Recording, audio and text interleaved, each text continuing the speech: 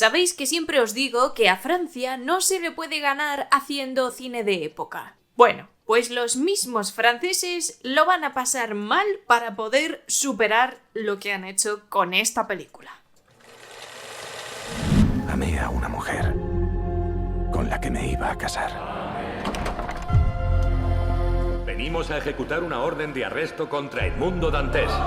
La nueva versión del clásico de Alejandro Dumas, El Conde de Montecristo, llega a los cines el próximo viernes día 9 de agosto. Os invito a que guardéis esta fecha y a que os adentréis en esta experiencia porque a mí sinceramente me ha dejado sin palabras. Durante los últimos 10 años el cine francés nos ha dejado una y otra vez con la boca abierta con sus grandes producciones de época. Y algunos de esos ejemplos que os voy a dar ahora, apuntadlos porque son todos peliculones. Retrato de una mujer en llamas, Las ilusiones perdidas y las nuevas 2 entregas de Los Tres Mosqueteros. Todas esas películas extremadamente recomendables. Y estas 2 últimas a las que hago referencia vienen al caso en el día de hoy, porque los mismos guionistas de estas 2 entregas de Los Tres Mosqueteros son los que adaptan la obra de Alejandro Dumas y además aquí pasan a dirigir este pedazo de peliculón. Ellos son Mathieu Delaporte y Alexandre Delatelier. Perdón por la pronunciación, pero el francés no es mi fuerte. Estos 2 guionistas no solamente han adaptado esta obra inmensa de una manera que os voy a explicar ahora,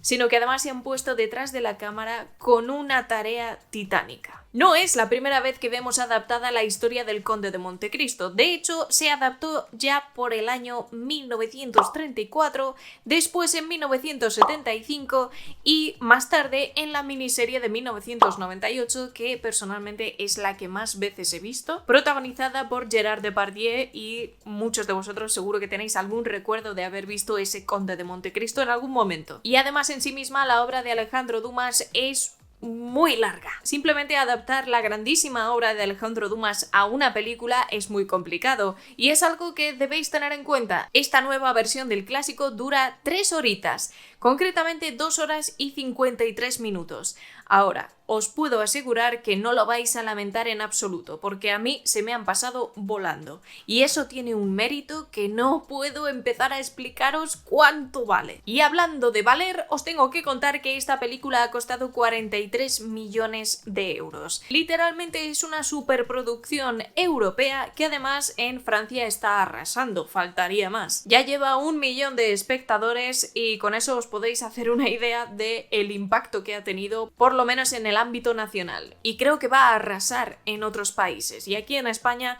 yo me imagino que va a funcionar muy bien. Es verdad que no es nada fácil vender una película de 3 horas, pero os puedo asegurar que no os va a decepcionar. Como protagonista tenemos al actor Pierre Niney interpretando a este Edmundo Dantes. Y es uno de los elementos que en esta película resulta impresionante, porque todo en El Conde de Montecristo es un espectáculo. Y me explico. Es verdad que ha costado 43 millones de euros y se nota desde el primer minuto. De hecho, en la primera secuencia yo estaba pensando, si se puede hacer esto con 43 millones, ¿por qué las películas de 200 millones tienen la pinta que tienen? Godzilla Minus One ya nos dio una pequeña pista, pero con este Conde de Montecristo ya te queda bastante claro que no es cuánto dinero tienes, sino cómo lo utilizas. Efectos visuales y prácticos en El Conde de Montecristo son espectaculares. Y quiero abrazar muy fuerte a algunos técnicos que han trabajado en esta película. Empezando por el diseño de producción. Virgin Verracci y Stéphane Tailasson. Os quiero, os adoro, es que es así. No he podido dejar de mirar todos esos decorados, esas localizaciones. Cada vez que entraban a una habitación es que hasta me despistaba del diálogo porque era de una belleza tal, de un gusto, una elegancia. No podéis empezar a haceros una idea de los detalles y de la mezcla de estilos que hay dentro de esta película, sobre todo en arquitectura, en decoración, y además han utilizado un recurso que en otras películas de época prácticamente no se ve, y es que parece que no tenían plantas dentro de su casa, y en esta película veis una cantidad de vegetación que le da una vida a la película que es impresionante. Por no hablar, por supuesto, tanto del vestuario como del maquillaje y la peluquería, que en Francia seguramente van a arrasar en sus premios César. porque no se puede competir con el trabajo que han hecho aquí. Y si conocéis un poco la historia del Conde de Montecristo, también tiene unas implicaciones prácticas dentro de la película que esos efectos van a ser mucho más espectaculares. Pero amigo, hay otro elemento que me ha llamado la atención desde el primer segundo,